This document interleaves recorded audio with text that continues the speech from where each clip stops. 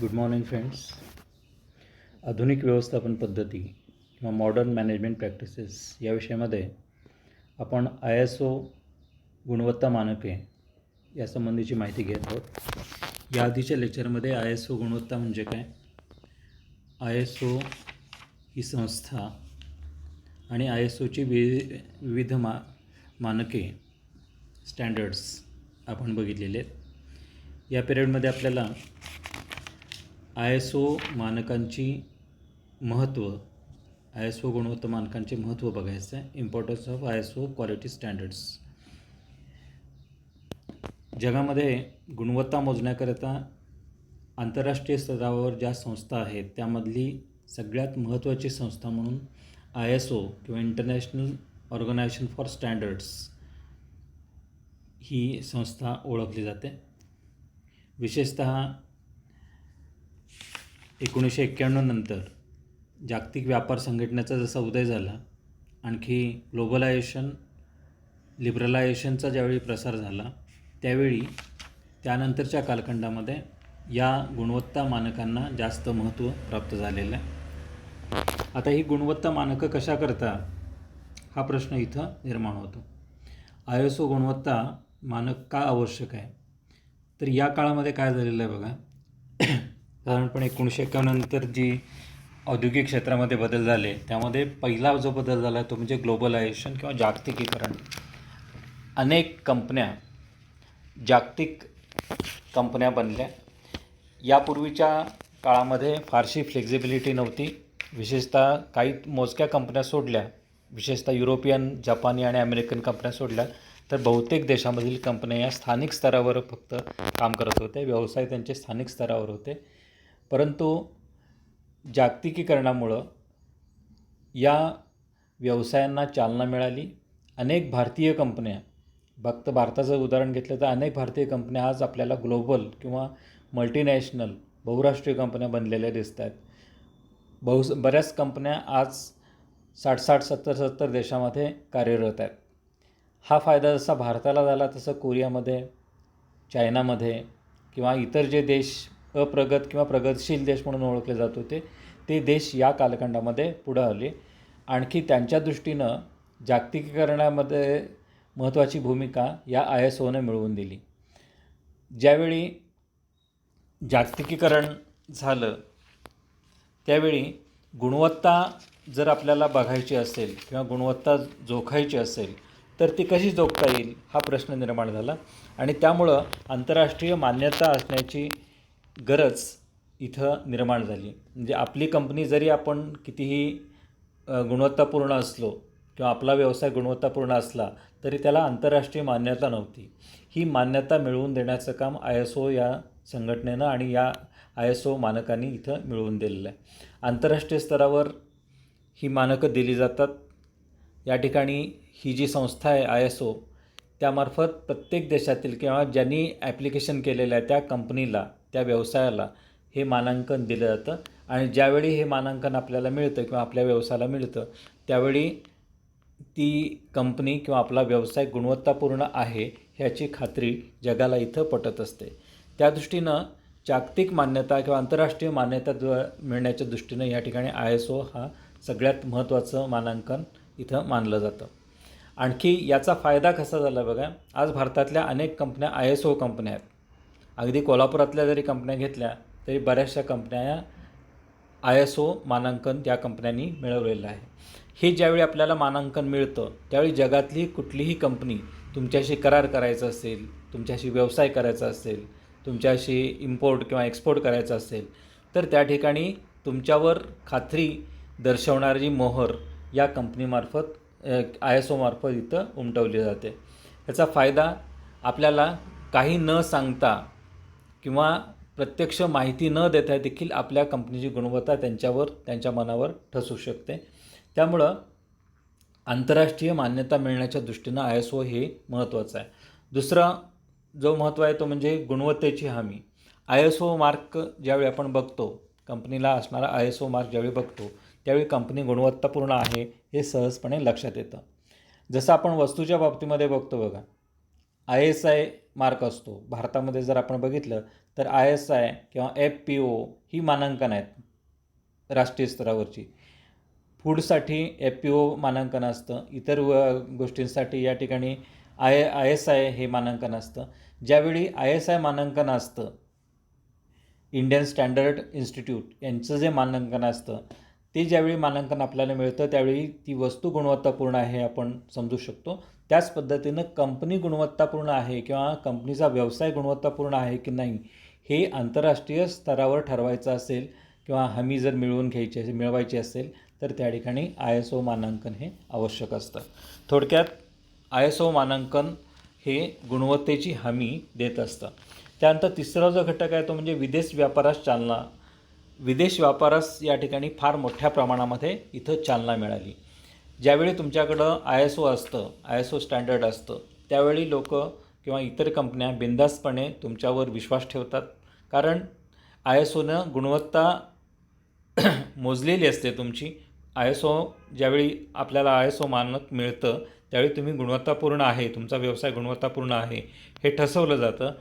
आणि त्यामुळं व्यापार ज्यावेळी आपल्याला करायचा असतो त्यावेळी सहजपणे आपण ती कंपनी तिथं एक्सेप्ट करत असते. आता समजा आपली एखादी कंपनी आहे, आपण ग्रेप्स किंवा द्राक्ष निर्यात करतो आहे. द्राक्ष निर्यात करणारी सांगलीतली कंपनी आहे समजा, आपण गृहीत धरूया असं की सांगलीमध्ये एक कंपनी आहे आणि ती द्राक्ष निर्यात करते. आता द्राक्ष निर्यात करणाऱ्या कंपनीनं ज्यावेळी ISO घेतलं, ISO मानांकन इथे मिळवलं, तर त्या ठिकाणी ज्यावेळी तुम्हाला निर्यात करायची असते ती कुठल्याही देशामध्ये असेल, युरोपीय देश असतील, जपान असेल किंवा या ठिकाणी कोरियासारखा देश असेल किंवा कुठलाही देश असेल, ज्यावेळी तुमच्याकडं ISO गुणवत्ता असते त्यावेळी ही निर्यात सहज साध्य होत असते, सहज आपण ही निर्यात करू शकतो. परंतु जर तुमच्याकडं ISO नसेल तर त्या ठिकाणी परदेशी व्यापारी किंवा परदेशी ग्राहक 10 वेळा विचार करतील की कंपनी कशी आहे, कुठली आहे आणि द्राक्ष कसे असतील त्याची गुणवत्तेची त्यांना खात्री असणार नाही. थोडक्यात विदेशी व्यापारास चालना मिळवून देण्याचं काम ISO या ठिकाणी ISO मानक करत असतं. आणखीन एक घटक महत्त्वाचा असतो, ग्राहकांना संरक्षण मिळतं. ज्यावेळी आपण ISO मानांकन असलेली वस्तू खरेदी करतो त्यावेळी साहजिकच ती वस्तू गुणवत्तापूर्ण आहे हे इथं गृहीत धरत असतो आणि ती बऱ्याच वेळा गुणवत्तापूर्ण असते. त्यामुळं ग्राहकांना देखील हे संरक्षण मिळू शकतं. परदेशी ग्राहक विशेषतः युरोपियन किंवा अमेरिकन ग्राहक हे गुणवत्तेच्या बाबतीत फार आग्रही असतात. आपल्यासारखं इथं त्यांच्याकडं नसतं. आपण काय करतो, वस्तू सहजपणे खरेदी करतो. वस्तूची क्वालिटी कशी आहे, कुठं तयार झाली, काय त्याच्यावर फवारणी केलेली आहे, काय त्यातले इन्ग्रेडियंट्स आहेत हे आपण बघत नाही फारसं. आपण फक्त वस्तू आपल्याला बाह्यदर्शनी बाह्यरूपानं कशी दिसते हे बघत असतो. परंतु परदेशी ग्राहक, त्याच्या देशातले ग्राहक हे अतिशय गुणवत्ता जोपासणारे असतात, चिकित्सक असतात आणि त्या देशामध्ये ही गुणवत्ता मानकं फार कठोर स्वरूपाची असतात.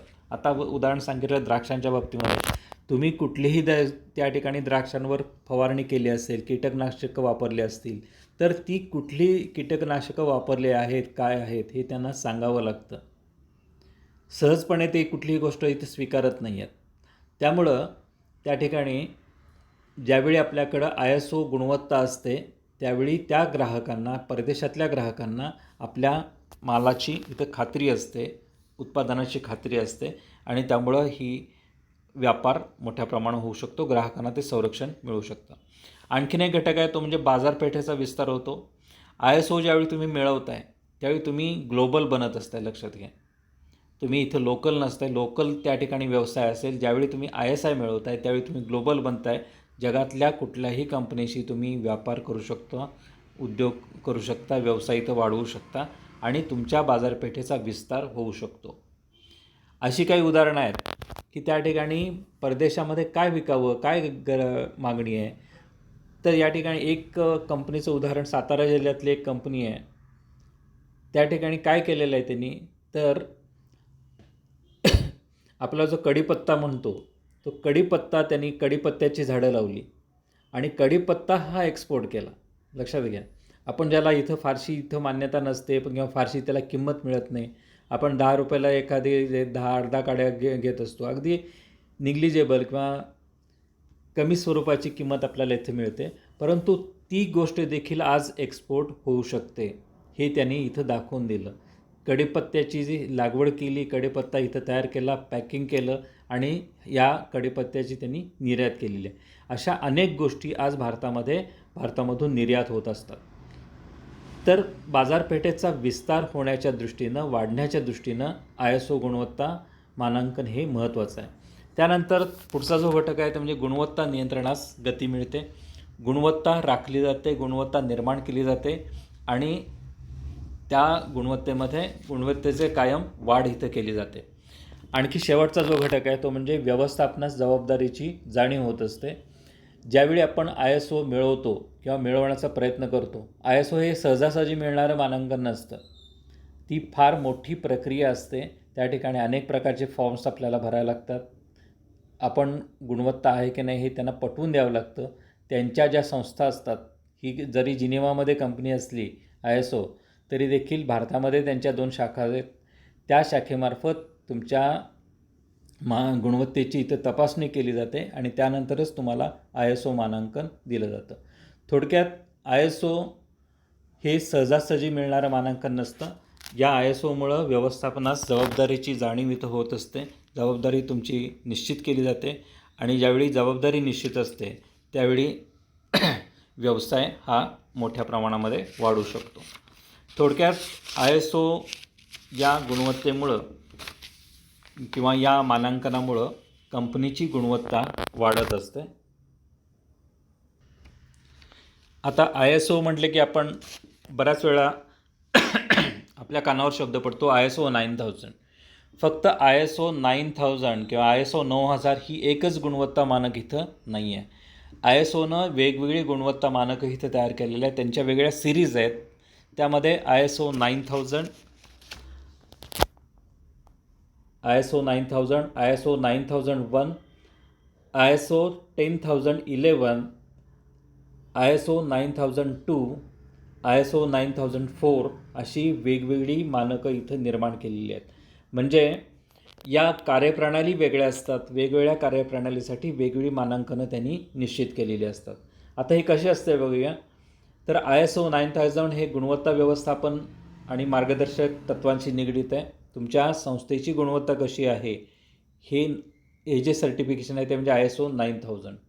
हा मूलभूत स्वरूपाचा दस्तऐवज असतो. त्यानंतर ISO 9002 हा अंमलबजावणीसाठी मार्गदर्शक तत्व आहे. ISO 9003 हा सॉफ्टवेअरची गुणवत्ता, सॉफ्टवेअर जे असतं, आपण सॉफ्टवेअर जे बनवलेलं असतं त्याची गुणवत्ता हमी देण्याकरता ISO 9002 इथं दर्शवलं जातं. त्यानंतर ISO 9004 हे या ठिकाणी उपघटक संरचना नियंत्रण म्हणून हा एक घटक असतो.